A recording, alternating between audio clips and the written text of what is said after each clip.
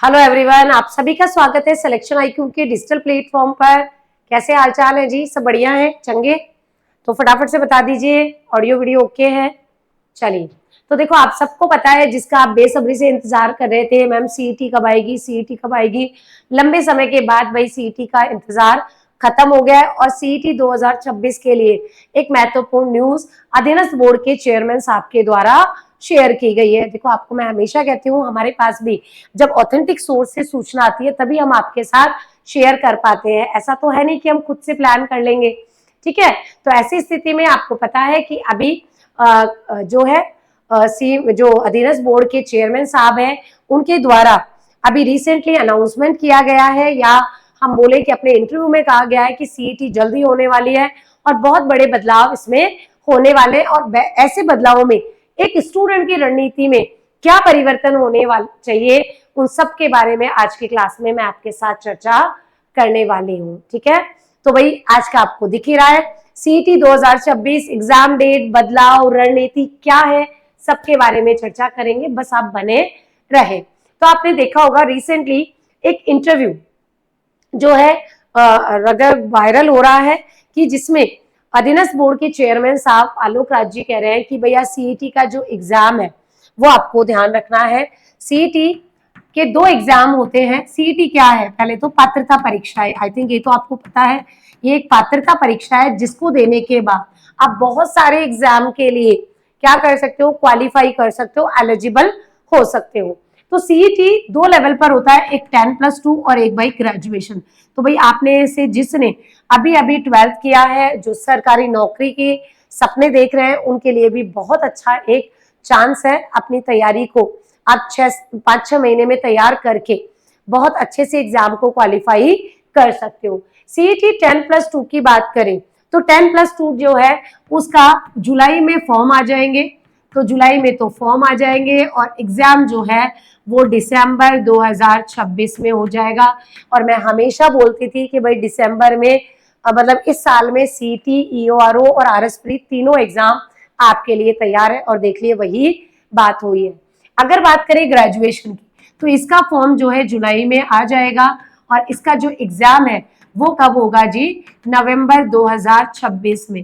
अभी भी क्या आप वेट कर रहे हैं नोटिफिकेशन का कि नहीं मैम जुलाई में नोटिफिकेशन देख के ही तैयारी शुरू करेंगे? तो भाई ऐसा नहीं है। अब मेरे हिसाब से आपको बिल्कुल वेट नहीं करना चाहिए, क्योंकि बहुत जल्द ही इसका नोटिफिकेशन आने वाला है सीईटी का, चाहे 10+2 हो चाहे ग्रेजुएशन हो। तो भाई अब वेट मत करो, क्योंकि यहाँ पर कई सारे बड़े बदलाव जो है वो किए जा रहे हैं बोर्ड के द्वारा। बड़े बदलाव क्या है? पिछली बार नेगेटिव मार्किंग नहीं थी, तो अगर हम बात करें क्या चेंज किया जा रहा है, तो चेंजेस को हम देखेंगे इस न्यूज के माध्यम से। यहाँ पर आपको ध्यान रखना है, 23 भर्तियों की राह खुलने वाली है, पेपर का स्तर कठिन होगा, नेगेटिव मार्किंग भी लागू होगी। तो अब भाई पहले हम जो बिना नेगेटिव मार्किंग से जो लगभग बच्चे पास हो गए थे, अब वो नहीं होगा, क्योंकि नेगेटिव मार्किंग होगी। सीईटी 2026 की बात करें तो भाई मिनिमम मार्क्स कितने चाहिए? तो ध्यान रखना 40%। तो यहाँ पर चेंज पहला क्या हुआ? मिनिमम 40% मार्क्स होने चाहिए, पहली बात। दूसरी बात आपको ध्यान रखनी है कि ये 3 इयर्स के लिए वैलिड रहने वाला है, ठीक है। तीसरी बात यहाँ पर नेगेटिव मार्किंग, और देखो नेगेटिव मार्किंग से हमारा एग्जाम, हमारा मार्क्स, हमारा सिलेक्शन बहुत डिपेंड करता है या बदल जाता है, ठीक है। तो भाई अब जो है, और तीसरी चौथी इंपॉर्टेंट बात कि भाई पेपर अब अच्छे लेवल का होगा। तो पेपर अच्छे स्तर का बोल रही हूँ मैं, बहुत कठिन नहीं बोल रही हूँ, क्योंकि जो तैयारी करता है उसके लिए कठिन कुछ भी नहीं है, ठीक है। तो अच्छे स्तर का पेपर होगा। आप जो रटा रटाया पढ़ते थे, खुद स्टेटमेंट दिया है चेयरमैन साहब ने कि अब रटा रटाया कॉपी पेस्ट नहीं चलेगा, अच्छा पढ़ेंगे तभी जाके आपका सिलेक्शन संभव है। एक बार न्यूज के भी की पॉइंट्स को देख लेते हैं, क्या कहा गया है न्यूज में। तो देखो इसमें कहा गया है 20 लाख से अधिक विद्यार्थी जो तैयारी या वेट कर रहे थे, उनका वेट अब खत्म हो गया है। वैधता अवधि 3 साल रहेगी, पहले 1 साल की थी। 1 साल मतलब सीईटी 10+2 और ग्रेजुएशन पास कर लिया तो 3 साल तक जो भी इसके अंतर्गत आने वाले एग्जाम है उसमें पार्ट ले सकते हो आप, ठीक है। 40% अंक की जो है मिनिमम मार्क्स की क्राइटेरिया लागू होगा और जो रिजर्व कैटेगरी है उसमें 5% छूट मिलेगी, यानी उनके लिए 35% जो है वो क्या होंगे, मिनिमम मार्क्स होंगे। तो मिनिमम मार्क्स वाला क्राइटेरिया अभी भी लागू है। इस बार परीक्षा का स्तर कठिन रहने वाला है, सीमित संख्या में अभ्यर्थी पास होंगे। और देखिए अगर हम बात करें तो यहाँ सीमित संख्या मतलब लगभग 3 लाख जो स्टूडेंट्स है ना वही इनको पास किया जाएगा। इसमें जो है सीईटी स्नातक स्तर पर ऑनलाइन आवेदन की प्रक्रिया जून में शुरू हो जाएगी और उसके बाद एग्जाम जो है यानी जो परीक्षा है वो नवंबर में हो जाएगी। अगर हम बात करें सीईटी 10+2 की तो जुलाई में नोटिफिकेशन आ जाएगा और दिसंबर में एग्जाम हो जाएगा। ठीक है, अगर हम बात करें सीईटी की पात्रता के बिना 23 जो भर्तियां थी वो फिलहाल अभी अटकी हुई पड़ी है, चाहे वीडियो हो चाहे पटवारी हो। ठीक है, जैसे प्लाटून कमांडर है, पटवारी है, आपके कनिष्ठ लेखाकार है, तहसील राजस्व लेखाकार है, महिला पर्यवेक्षक है, उप जेलर है, छात्रावास अधीक्षक 2nd ग्रेड और वीडियो जो कि काफी इंपॉर्टेंट भर्ती होती है ये। तो अब आपको पता है कि 18 लाख विद्यार्थियों की वैधता मैंने पहले भी बताया था फरवरी 2026 में खत्म हो गई थी, तो काफी सारे बच्चे इसका वेट कर रहे थे, ये अपने को ध्यान रखना है। ये वो 3.5 लाख में क्यों बोल रही हूँ, क्योंकि आयोग के जो आपके अध्यक्ष है उन्होंने कहा है कि 3 से 4 लाख अभ्यर्थी ही पात्र होंगे, ये ध्यान रखना है। ठीक है, तो ये अपने को ध्यान रखना है। अब ऐसी स्थिति में हमें भी अपनी रणनीति में बदलाव लाने की जरूरत है। कहते हैं ना कि जैसा देश वैसा वेश, यानी जैसी परिस्थितियां हैं उसके हिसाब से हमें रणनीति भी चेंज करनी होगी। तो अब बात कर लेते हैं क्या हो रणनीति। तो रणनीति क्या होनी चाहिए, देखो सबसे पहले तो बेहतर तैयारी जरूरी है, बेहतर तैयारी जरूरी है। अगर आपको अपने लिए एक सीट, मैं सिर्फ एक सीट की बात कर रही हूँ, निकालनी है, एक सीट निकालनी है तो तैयारी को थोड़ा सा धार दें। यहाँ पर 2-3 चीजें हैं, आपको हिंट दे दी गई है कि सिलेबस में बहुत कम चेंज होगा, तो पुराना सिलेबस जो है उसी को आधार बनाए। सबसे पहले तो सिलेबस को समझिए। मैं हमेशा बोलती हूँ कि युद्ध जो है सबसे पहले पेपर पर लड़ा जाता है, मैदान में नहीं। हम मैदान में उतर जाते हैं, आपको पहले सिलेबस को समझना है। सिलेबस में क्या है, आपको एग्जाम का पैटर्न समझना है कि कैसे क्वेश्चन पूछे जाते हैं, किन टॉपिक से पूछे जाते हैं। ठीक है, क्या चाह रहा है एग्जामिनेशन में एग्जामिनर आपसे, तो वो चीजें आपको समझनी है। सिलेबस को पहले समझना है। सिलेबस अगर समझ में आ गया है फिर आपके पास इंपॉर्टेंट हो जाता है कंटेंट। कंटेंट कहां से पढ़ना है, ऑथेंटिक बुक से। ऑथेंटिक बुक्स को प्रिफर करें। आयोग के अध्यक्ष महोदय ने भी कह दिया है रटा रटाया छपा छपाया नहीं चलेगा। Authentic book, authentic source, deep study करने की जरूरत है। ठीक है, तो डिटेल और एनालिटिकल स्टडी जरूरी है। वन लाइनर नहीं चलेंगे। पूछ एग्जाम में खुद बोला गया है पेपर का स्तर कैसा होगा, कठिन। कंटेंट आपको कैसा पढ़ना है, कठिन पेपर होगा। कठिन का मतलब ही क्या है, ऐसा थोड़ी है जो सिलेबस में नहीं है वो पूछ लेंगे, नहीं, ऐसा नहीं करेंगे। प्रश्नों की प्रकृति बदल जाएगी, प्रश्नों की प्रकृति और स्तर बदल जाएगा। क्या वन लाइनर्स कम हो जाएंगे, तो जो वन लाइनर रटे रटाए फैक्ट होते हैं ना वो कम हो जाएंगे। कॉन्सेप्ट वाले क्वेश्चन ज्यादा होंगे। ठीक है, कथन कारण ज्यादा होंगे, ये ध्यान रखिए। यहाँ पर सुमेलित वाले प्रश्न ज्यादा होंगे आपसे। कथनों का चयन करें, ठीक है, सही और गलत कथन, ये वाले प्रश्न ज्यादा होंगे जिससे एग्जामिनर आपके जो कॉन्सेप्ट है उसको समझ सके, आपकी तैयारी को पहचान सके। पेपर इस स्तर का आएगा, रीट में देखा था। तो इसलिए ध्यान रखो पेपर का स्तर बदलेगा तो आपको सोर्स भी बदलने हैं। मैं हमेशा कोशिश करती हूँ, आप मेरी जो भी क्लासेस देखेंगे, आप हमारे ऐप पे जो क्लासेस है, कोर्सेज अवेलेबल है, मैं ऑथेंटिक कंटेंट को ही प्रीफर करती हूँ। कई बार स्टूडेंट बोलता है मैम हमने यहाँ से ये पढ़ा था, ये पढ़ा था, बिल्कुल पढ़ा होगा, लेकिन आप और जो आयोग है वो सिर्फ और सिर्फ ऑथेंटिक सोर्स को ही प्रीफर करते हैं।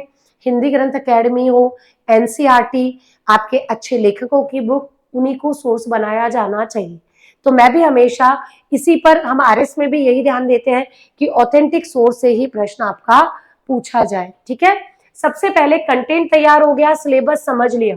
अब यहाँ पर दो चीजें हैं, या तो आपने सिलेबस कंप्लीट कर लिया है, ठीक है, तो सिलेबस अगर आपने कंप्लीट कर लिया है तो आप रिवीजन शुरू कर दें, क्योंकि कई आप में से पुराने पिछले साल के भी हैं, तो भाई रिवीजन शुरू कर दो, पीवाईक्यू शुरू कर दो, टेस्ट सीरीज शुरू कर दो।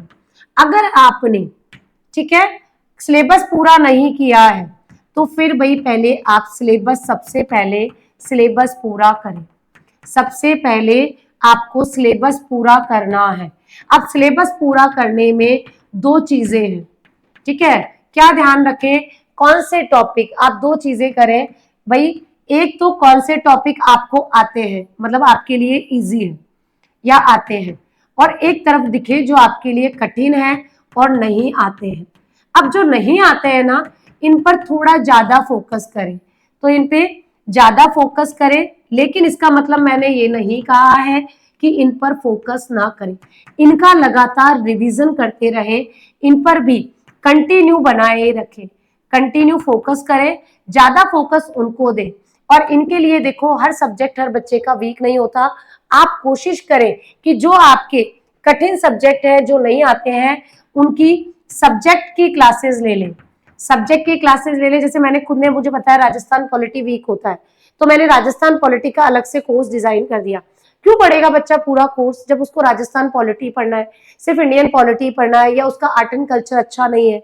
और आपको पता है यहाँ पर सिलेबस में आपका राजस्थान जीके है, इंडियन जीके है, तो इंडियन जीके है और राजस्थान जीके पूरा है। और मैं हमेशा बोलती हूँ इनके कोर सब्जेक्ट्स, सारे कोर सब्जेक्ट्स आपको पढ़ने हैं। कोर सब्जेक्ट जैसे हिस्ट्री, जैसे ज्योग्राफी, जैसे पॉलिटी और इकोनॉमिक्स, और प्लस आपको क्या पढ़ना है इनके साथ, तो भाई Hindi, English, maths, reasoning, maths, reasoning, science और करंट अफेयर तो अपना है ही है रामबाण। तो करंट अफेयर की रेगुलर मंथली क्लासेस अपनी अवेलेबल है, उनको आप देख सकते हो। तो पहले सिलेबस करो, सिलेबस अच्छे से पूरा हो जाए, उसके बाद आपको करना है रिवीजन। मंडे टू फ्राइडे आप स्टडी करें, और सैटरडे संडे जो है, मंडे टू फ्राइडे आपको क्या करना है, स्टडी करना है, न्यू टॉपिक्स पढ़ने हैं। और सैटरडे संडे को क्या करना है जी, इन पढ़े हुए का जो मंडे टू फ्राइडे पढ़ा है उसका रिवीजन करना है। आपको कैसे भी करके डेली 6 से 8 घंटे मिनिमम निकालने, मिनिमम आवर्स पढ़ाई के लिए। 6 से 8 घंटे से कम में अब काम चलेगा नहीं। कारण क्या है जी, आपके पास समय नहीं है, समय नहीं है मतलब हम ध्यान रखो, सिर्फ 5-6 महीने का समय है, और 5 to 6 मंथ में कंपटीशन बहुत टफ है। सिर्फ 3 से 4 लाख बच्चे लिए जाने हैं, पूरा राजस्थान जीके है, पूरा इंडिया जीके है, Hindi, English, maths, reasoning, computer, current affair सब है। इतना सब पढ़ना है, रिवीजन करना है, टेस्ट सीरीज करनी है, तब जाके आप अपने लिए एक सीट इंश्योर कर पाओगे। तो सबसे पहले सिलेबस देख लो, फिर उनका कंटेंट देख लो, क्लासेस आप चूज कर लो कि क्या सब्जेक्ट वीक है, उनकी क्लासेस ले लूं, जो वीक नहीं है उनको आपके नोट से रिवाइज करते रहो, अदर सोर्सेज से रिवाइज करते रहो।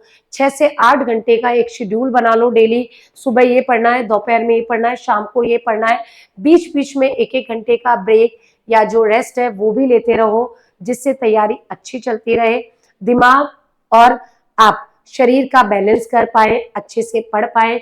फिर भी आपको कोई भी और हेल्प चाहिए, हमारे सिलेक्शन IQ ऐप पर बहुत सारे कोर्सेज अवेलेबल हैं।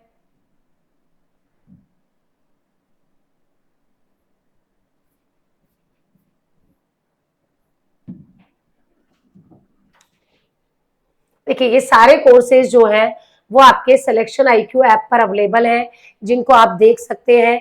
तो ये सारे कोर्सेज, चाहे इन Rajasthan polity, Rajasthan art and culture, Indian polity, Indian history, ये भी आप देख सकते हैं, जो कि अपने एप्लीकेशन पे अवेलेबल है। फिर भी आप में से किसी को मेरे मार्गदर्शन या कोई भी रिक्वायरमेंट हो तो आप हमें इस नंबर पर कॉल कर सकते हैं,